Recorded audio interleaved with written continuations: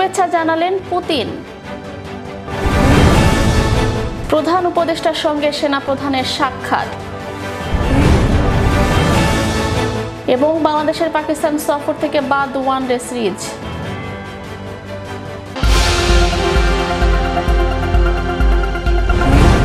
পবিত্র রমজান মাসের সমাপ্তির পর ঈদ উল ফিতরের দিনে রাশিয়ার মুসলিমদের অভিনন্দন জানিয়েছেন দেশটির প্রেসিডেন্ট ভ্লাদিমির পুতিন। রাশিয়ার মুসলিমদের কেন্দ্রীয় আধ্যাত্মিক অধিদপ্তরের ওয়েবসাইটে পোস্ট করা পুতিনের অভিনন্দন পত্রে লেখা আছে, ঈদ উল ফিতরের ছুটিতে আমি আপনাকে আমার উষ্ণ শুভেচ্ছা জানাচ্ছি। পবিত্র রমজান মাসের সমাপ্তি উপলক্ষে এই প্রাচীন এবং গুরুত্বপূর্ণ ছুটির দিনটি আধ্যাত্মিক বিকাশ, দয়া এবং করুণার সন্ধানের প্রতীক। পুতিন রাশিয়ার জনসাধারণ ও আধ্যাত্মিক জীবনে মুসলিম সংগঠনগুলোর গুরুত্বপূর্ণ অবদান এবং দাতব্য, শিক্ষামূলক এবং দেশপ্রেমিক প্রকল্প এবং উদ্যোগে তাদের ভূমিকার কথা উল্লেখ করেছেন। অপরদিকে রাশিয়ার প্রধানমন্ত্রী মিখাইল মিশুস্তিনও ঈদের দিন উপলক্ষে মুসলিমদের অভিনন্দন জানিয়েছেন।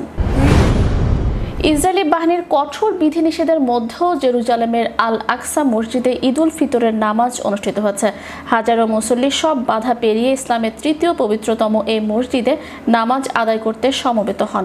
পবিত্র রমজান শেষে রোববার ঈদের নামাজ আদায়ে ভোর থেকেই আল আকসায় জড়ো হতে থাকেন ফিলিস্তিনি মুসল্লিরা। তবে ইসরায়েলি বাহিনী মসজিদে প্রবেশে কঠোর বিধিনিষেধ আরোপ করে।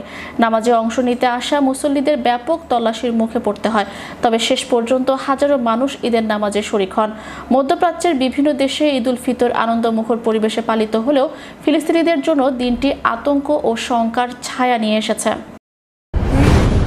যুক্তরাষ্ট্রের মিনেসোটা অঙ্গরাজ্যের একটি বাড়ির উপর ছোট একটি বিমান বিধ্বস্ত হয়ে সব আরোহী নিহত হয়েছেন। তবে বিমানটিতে কতজন আরোহী ছিলেন তা এখনও নিশ্চিত হওয়া যায়নি।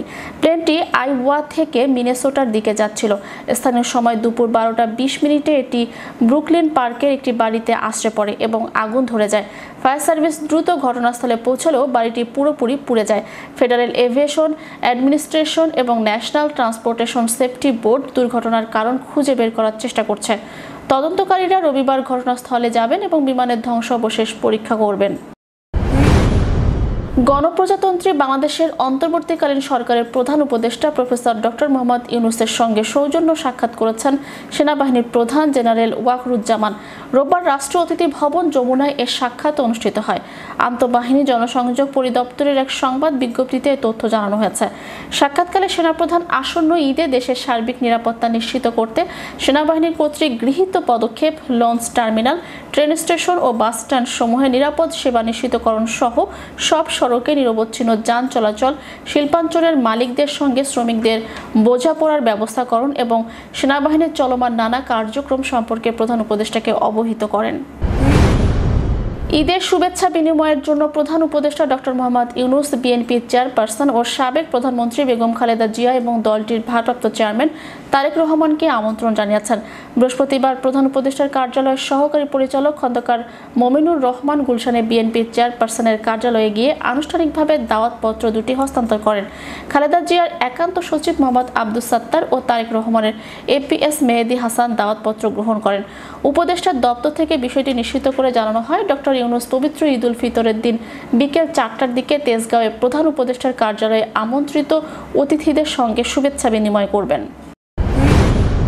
মিয়ানমারে ভয়াবহ ভূমিকম্পে ক্ষতিগ্রস্তদের সাহায্যের জন্য ত্রাণ সামগ্রী পাঠিয়েছে বাংলাদেশ সেনাবাহিনী। এছাড়া জরুরি ভিত্তিতে ওষুধ, তাঁবু, শুকনা খাবার ও চিকিৎসা সেবা সহ রেস্কিউ এবং মেডিকেল টিম প্রেরণের উদ্যোগ গ্রহণ করা হয়েছে। রোববার বাংলাদেশ সেনাবাহিনী তাদের ভেরিফাইড ফেসবুক পেজে এক পোস্টের মাধ্যমে তথ্য জানায়। সেনাবাহিনী জানিয়েছে, প্রধান উপদেষ্টার নির্দেশে বাংলাদেশ সশস্ত্র বাহিনী জরুরি ত্রাণ সহায়তা পাঠাতে কাজ শুরু করেছে। প্রাথমিকভাবে আজ দুপুর 12টায় বাংলাদেশ বিমান বাহিনী ঘাঁটি কুর্মিটোলা থেকে একটি C-130J বিমান এবং আর্মি এভিয়েশনের একটি কাসা C-295W বিমান মায়ানমারের ইয়াংগুয়েনের উদ্দেশ্যে রওনা করেছে। বাংলাদেশ দলের আসন্ন পাকিস্তান সফরে নির্ধারিত ওয়ানডে সিরিজটি বাতিল করা হয়েছে। এর পরিবর্তে বিশ্বকাপ প্রস্তুতির অংশ হিসেবে 5 ম্যাচে টি-20 সিরিজ খেলবে এই দুই দল। বাংলাদেশ ক্রিকেট বোর্ডের এক কর্মকর্তা ক্রিকেট ভিত্তিক ওয়েবসাইট ক্রিকবাজকে জানিয়েছেন, আমরা আসন্ন পাকিস্তান সফরে ওয়ানডের পরিবর্তে টি-20 খেলার সিদ্ধান্ত নিয়েছি, কারণ আমরা এশিয়া কাপ ও পরবর্তী টি-20 বিশ্বকাপের প্রস্তুতি নিতে চাই। 2025 সালের এশিয়া কাপ অনুষ্ঠিত হবে ভারতে। যেখানে ম্যাচগুলো হবে টি-20 ফরম্যাটে। এরপর 2026 সালে টি-20 বিশ্বকাপ অনুষ্ঠিত হবে ভারত ও শ্রীলঙ্কায়।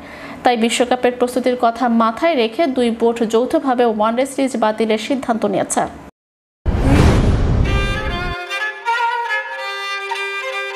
প্রায় ১৫০০ বছর ধরে খোলা রাসূল সাল্লাল্লাহু আলাইহি সাল্লামের রওজা শরীফের একটি জানালা। মসজিদে নববীর সালাম গেট দিয়ে সামনে এগোতে থাকলে হাতের ডান পাশে চোখে পড়বে জানালাটি। এটি খোলা রাখার অন্যতম কারণ হলো হযরত ওমর রাদিয়াল্লাহু আনহুর প্রতিশ্রুতি। ১৭ হিজরিতে ইসলামের দ্বিতীয় খলিফা ওমর ইবনুল খাত্তাব রাদিয়াল্লাহু আনহু মসজিদ-ই নববী সম্প্রসারণের উদ্যোগ নেন, যেন মুসল্লিদের মসজিদ ও রওজা শরীফে আসা যাওয়ার পথে কোনো সমস্যা না হয়। কিন্তু সম্প্রসারণের সময় রওজার দক্ষিণ পাশে উম্মুল মুমিনিন হাফসা বিনতে ওমর রাদিয়াল্লাহু আনহু এর ঘর ভাঙার প্রয়োজন দেখা দেয়। ওমর রাদিয়াল্লাহু আনহু ভাবছিলেন তিনি কিভাবে বিষয়টি হাফসা রাদিয়াল্লাহু আনহু এর কাছে তুলে ধরবেন, কারণ তার মেয়ে তো প্রিয় নবীকে হারিয়ে এখন কেবল রওজার পাশে থেকে অতীতের স্মৃতি আঁকড়ে ধরে আছেন। একদিন ওমর রাদিয়াল্লাহু আনহু হাফসা রাদিয়াল্লাহু আনহু এর কাছে সেই ঘর ছেড়ে দেওয়ার কথা বলেন এবং মদিনায় সবচেয়ে প্রশস্ত বাড়ির আশ্বাস দেন। একথা শুনে হাফসা রাদিয়াল্লাহু আনহু প্রচণ্ড কান্না শুরু করেন এবং ঘর ছাড়ার প্রস্তাব প্রত্যাখ্যান করেন। বাস্তবে কেউ এমন স্মৃতি বিজড়িত স্থান ছাড়তে চাইবে না। দুদিন পর ওমর রাদিয়াল্লাহু আনহু আবার বিষয়টি তুলে ধরলে হাফসা রাদিয়াল্লাহু আনহু এবারও কেঁদে ফেললেন এবং শক্তভাবে নাকচ করে দেন। অন্যরাও তার কাছে বিষয়টি তুলে ধরার সাহস করেননি। কিছুদিন পর ওমর রাদিয়াল্লাহু আনহু তার পুত্র আব্দুল্লাহ বিন ওমর রাদিয়াল্লাহু আনহুকে নিয়ে হাফসা রাদিয়াল্লাহু আনহুর কাছে যান। তখন আব্দুল্লাহ রাদিয়াল্লাহু আনহু তার বোনকে নিজ বাড়ি দেওয়ার প্রস্তাব দেন, আর বাড়িটি হাফসার ঘরের পাশেই ছিল। সেখান থেকে রওজা শরীফ সরাসরি দেখা যেত। তখন হাফসা রাদিয়াল্লাহু আনহু একটি শর্তে সেই বাড়িতে যেতে রাজি হন। তা হলো সেই বাড়ি থেকে একটি জানালা খুলে দিতে হবে, যা দিয়ে প্রিয় নবী সাল্লাল্লাহু আলাইহি সাল্লামের রওজা দেখা যাবে এবং তা কখনো বন্ধ করা যাবে না। ওমর রাদিয়াল্লাহু আনহু তাকে প্রতিশ্রুতি দেন এবং তার আকাঙ্ক্ষা মতে একটি জানালা খুলে দেন। এরপর মসজিদ অনেক সম্প্রসারিত হলেও সেই জানালা খোলা অবস্থায় অক্ষত রাখা হয়েছে। এভাবে প্রায় ১৫০০ বছর অতিবাহিত হয়। ইসলামী ইতিহাসের গ্রন্থগুলোতে জানালাটি খাওখা নামে পরিচিত। ইমাম সুয়ুতি রাদিয়াল্লাহু আনহুর মতে এর নাম খাওয়াখাতু ওমর ইবনুল খাত্তাব এবং ইবনে কাসির রাদিয়াল্লাহু আনহুর মতে এর খাওয়াখাতু আলে ওমর। তাছাড়া কিছু বর্ণনা মতে হাফসা রাদিয়াল্লাহু আনহুকে উসমান বিন আফফান রাদিয়াল্লাহু আনহু খোলা জানালার প্রতিশ্রুতি দিয়েছিলেন। তবে ইমাম সুয়ুতি তার তারিখুল খুলাফা গ্রন্থে ওমর রাদিয়াল্লাহু আনহু এর বিষয়টি বেশি নির্ভরযোগ্য বলে উল্লেখ করেন।